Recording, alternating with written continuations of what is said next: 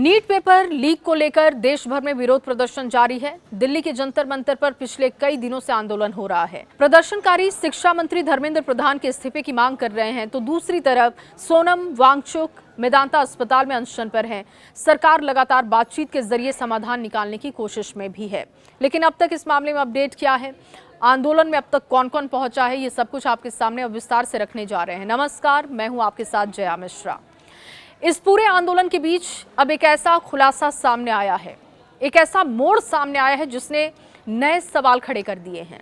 आरोप है कि 20 जुलाई को हुए प्रदर्शन में दिल्ली का एक हिस्ट्री शीटर भी मौजूद था। उसका नाम है हाफी अफजल। उसका वीडियो सामने आया जिससे वो अपने समर्थकों के साथ नारेबाजी करते हुए उस वीडियो में दिखाई दिया था।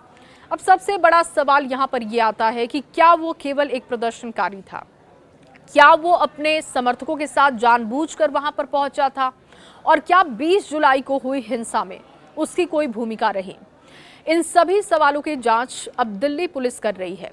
आज की इस रिपोर्ट में ये सब कुछ आपको बताएंगे कि ये दिल्ली पुलिस की जांच कहां तक आगे बढ़ी है, आखिर हाफी अफजल कौन है, उसके खिलाफ कितने केस हैं, उसकी राजनीतिक कनेक्टिविटी क्या है, और आखिर पुलिस अब किन एंगल से इस पूरे मामले की जांच कर रही है। सबसे पहले आपको ये पूरा मामला समझा देते हैं।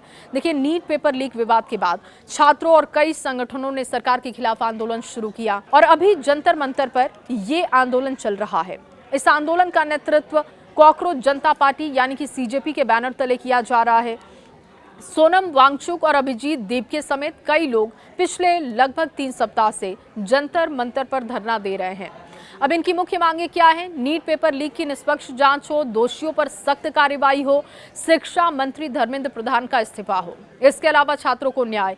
20 जुलाई को प्रदर्शनकारियों ने जंतर मंतर से संसद तक मार्च निकालने का भी फैसला किया, लेकिन दिल्ली पुलिस ने संसद की ओर बढ़ने से उन्हें रोक दिया था और इसके बाद प्रदर्शनकारियों और पुलिस के बीच में धक्का मुक्की हुई। कई जगह पर बैरिकेडिंग की गई और वहां पर बैरिकेड को भी तोड़ा गया। लाठी चार्ज तक की नौबत आ गई थी और इसी प्रदर्शन के दौरान अब एक नया चेहरा सामने आ गया जिसकी बहुत चर्चा हो रही है, हाफी अफजल की चर्चा। आखिर ये व्यक्ति वहां पर क्यों पहुंचा, क्या इसका मकसद था?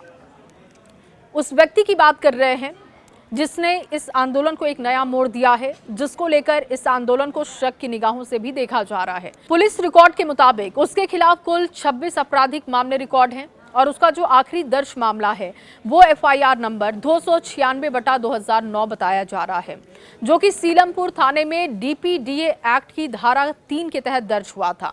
इसके अलावा FIR नंबर 18/2009 में MCOCA के तहत उसे 28 अगस्त 2013 को दोषी ठहराया गया था। इस मामले में अदालत ने उसे 6 साल की सजा सुनाई थी।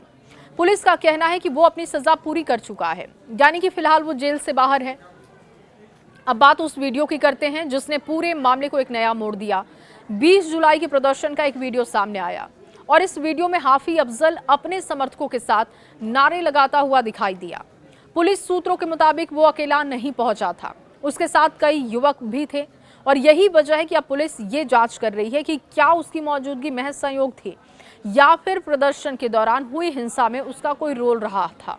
फिलहाल पुलिस किसी अंतिम निष्कर्ष पर नहीं पहुंची, जांच जारी है, यानी कि समय ये कहना बहुत जल्दबाजी होगी कि आखिर इसका मकसद क्या था, क्या कोई गलत मकसद से ये पहुंचा था वहां पर आंदोलन में, ये कहना अभी बहुत जल्दबाजी होगी क्योंकि पुलिस जांच कर रही है।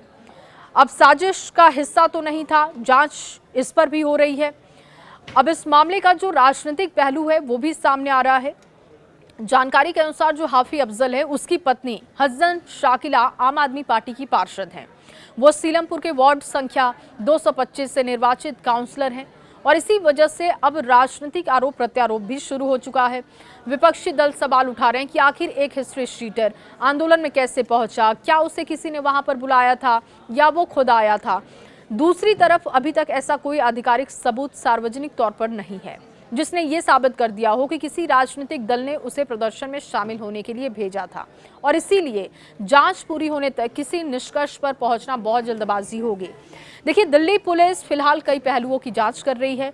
सबसे पहले तो ये कि 20 जुलाई के प्रदर्शन के वीडियो खंगाले जा रहे हैं, CCTV फुटेज देखे जा रहे हैं, मोबाइल वीडियो एकत्र किए जा रहे हैं जो सोशल मीडिया पर वायरल हो रहे हैं। इसके साथ ही ये पता लगाया जा रहा है कि हाफिज अफजल वहां कब पहुंचा, किसके साथ वो आया था, उसने वहां पर क्या किया, क्या उसकी मौजूदगी हिंसा से जुड़ी हुई थी। अगर जांच में कोई आपराधिक भूमिका सामने आती है तो उसके खिलाफ कानूनी कार्रवाई हो सकती है, लेकिन अगर उसकी मौजूदगी केवल प्रदर्शन तक सीमित रही तो जांच का निष्कर्ष अलग हो सकता है। यानी कि फिलहाल पूरा ये मामला जांच के दायरे में है। देखिए, नीट पेपर लीक आंदोलन पहले ही राष्ट्रीय राजनीति का बड़ा मुद्दा बन चुका है। अब इस आंदोलन में एक हिस्ट्री शीटर की मौजूदगी ने इस घटनाक्रम को नया मोड़ भी दिया। एक तरफ छात्र अपनी मांगों को लेकर डटे हुए हैं, प्रदर्शन कर रहे हैं, दूसरी तरफ पुलिस ये जांच कर रही है कि कहीं इस आंदोलन में असामाजिक तत्वों की घुसपैठ तो नहीं चल रही है, क्या उनकी एंट्री तो नहीं हो रही है, हाईजैक करने की कोशिश तो नहीं हो रही है। और ये भी याद रखना आपको जरूरी है कि किसी व्यक्ति का आपराधिक रिकॉर्ड होना, किसी घटना में उसकी वर्तमान भूमिका, दो अलग अलग बातें हैं। और इसीलिए बार बार मैं ये आपको कह रही हूँ कि अंतिम निष्कर्ष पुलिस जांच से ही सामने आने वाला है।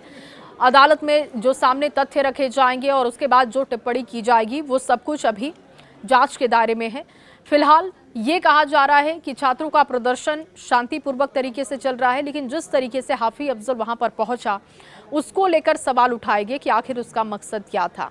आप इस पूरे मामले पर क्या सोचते हैं, आपका इस पर रिएक्शन क्या है?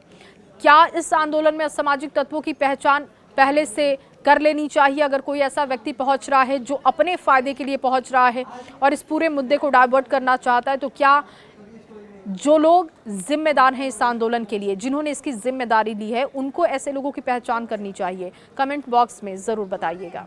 देश दुनिया की हर खबर से अपडेटेड रहने के लिए न्यूज़ 18 ऐप डाउनलोड कीजिए और हरदम आगे रहिए। वीडियो देखने के लिए आपका शुक्रिया।